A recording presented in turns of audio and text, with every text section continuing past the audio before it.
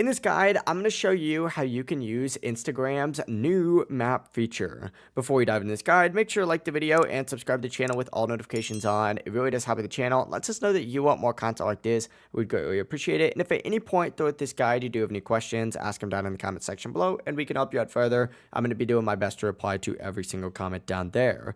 But first things first, go ahead and close out of Instagram and go over to the App Store or Google Play Store and just search up Instagram and make sure that your app is updated to the latest version of Instagram. After doing so, go ahead and reopen up Instagram, and what you're going to want to do is actually go to your DMs by clicking on the little icon up in the top right corner. And within these note sections right here, you're going to see the new map option. Simply go ahead and tap on it, and you'll now have the option to choose who exactly can see your location. This works very similar to any other map feature on any other social media. Take Snapchat, for example. You can make it so that friends who you follow back can see your location, close friends can see your location, or only you. Just make sure that you have location access on your device for Instagram.